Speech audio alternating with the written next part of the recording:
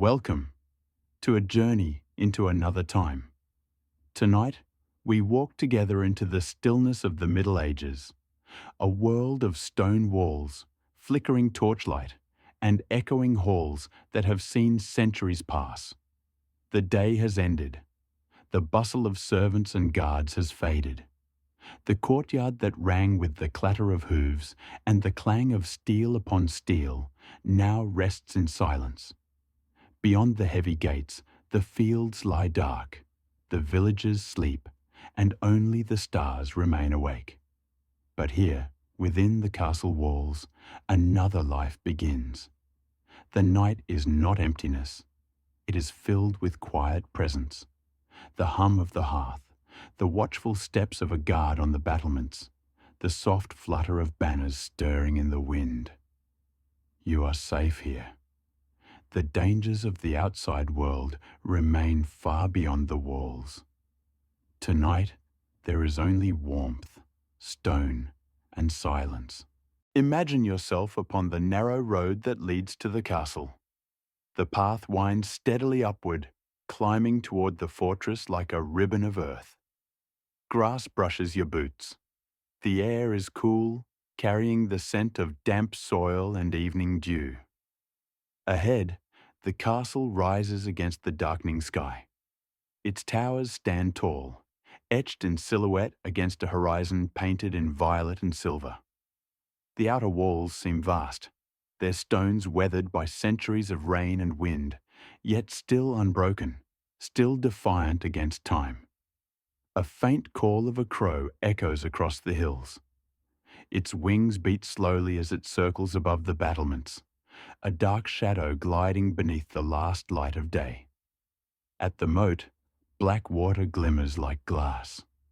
Ripples catch the dim light of the moon. The wooden drawbridge lies lowered, its chains groaning softly as they sway in the evening air. You step forward. The timbers creak beneath your weight. Your footsteps echo faintly in the hollow silence. The portcullis rises before you, iron teeth sharp, looming like the jaws of some silent guardian. And with calm steps, you pass beneath, crossing into the heart of the medieval stronghold. You step into the castle courtyard. The air here is different, thicker, carrying the scent of smoke, of hay, and the faint musk of animals. Stone walls rise around you on every side, their surfaces rough and worn by age. High above, narrow windows glimmer faintly with torchlight, like watchful eyes peering into the night. To your left, the stables stand in shadow. Horses shift quietly within, their breath rising in gentle clouds that dissolve into the cool air. Leather harnesses creak softly as they move. One horse stamps a hoof against the ground, its sound echoing sharply, then fading into silence. Across the yard, the blacksmith's forge lies still.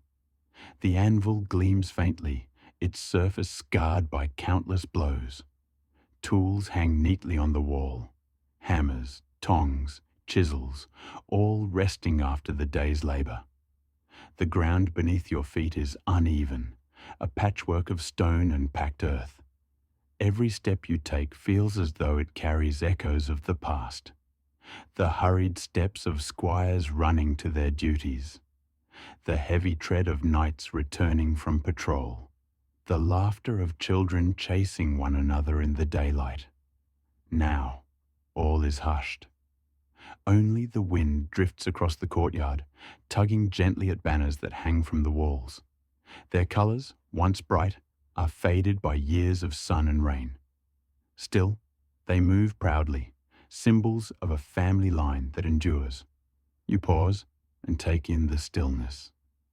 Here in the courtyard, you feel the weight of history pressing softly around you. Every stone seems alive with memory, every shadow holding a story. At last, you approach the great wooden doors.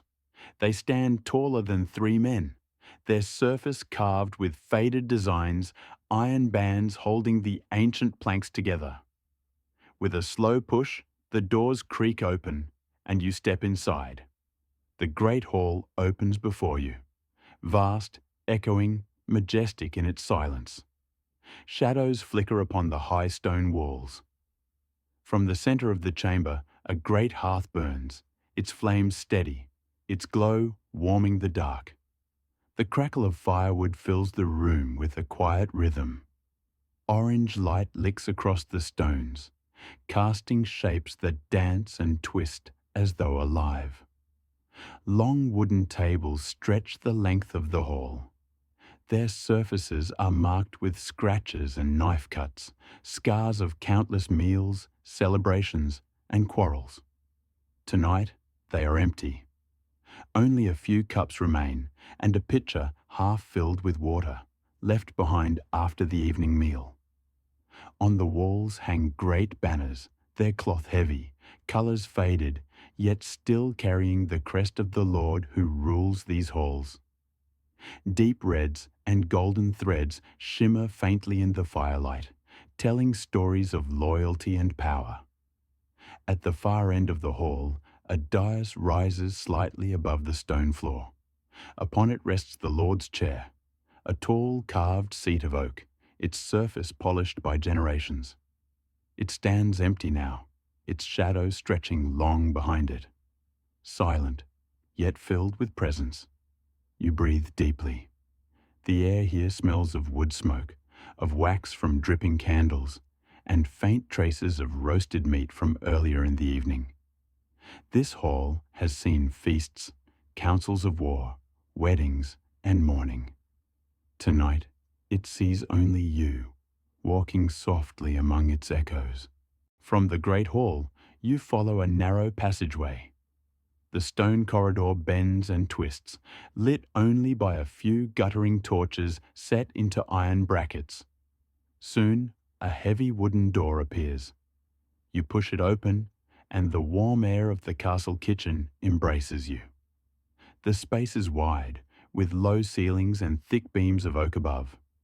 The smell is unmistakable, a mingling of baked bread, herbs, and the lingering smoke of cooking fires.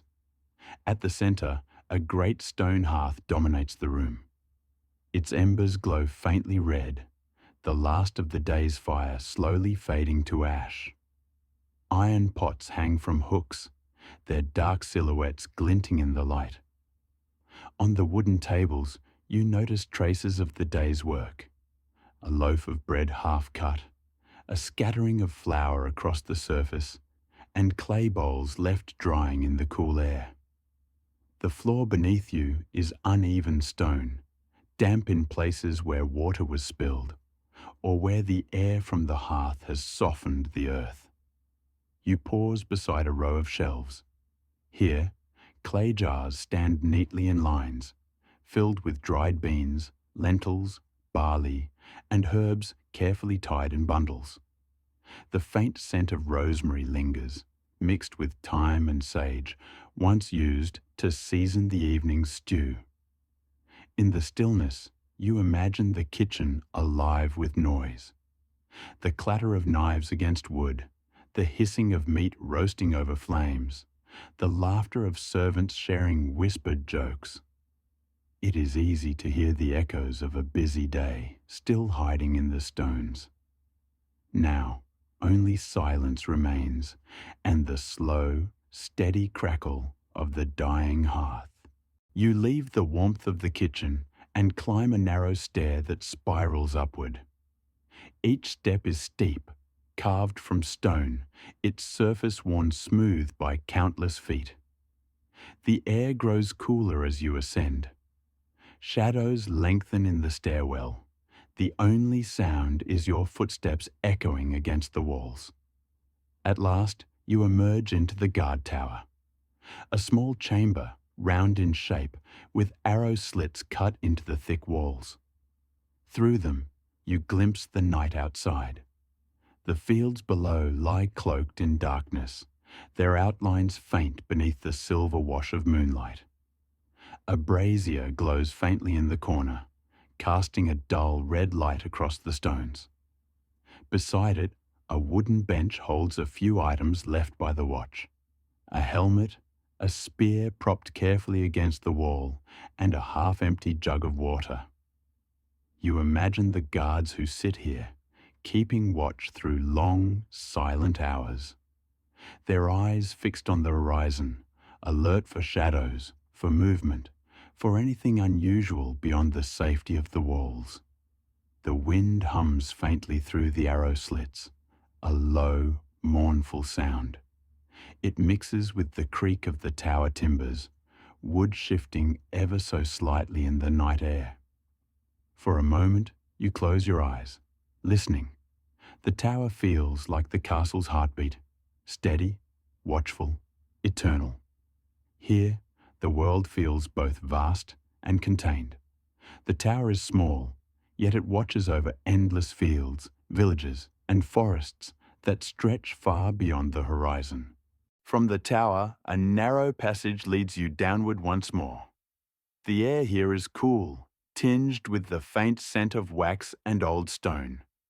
At the end of the passage, a small wooden door waits. You push it open gently and step into the castle chapel. The room is quiet, its silence soft and heavy, like a blanket. Candlelight flickers along the walls, casting a golden glow upon the simple altar.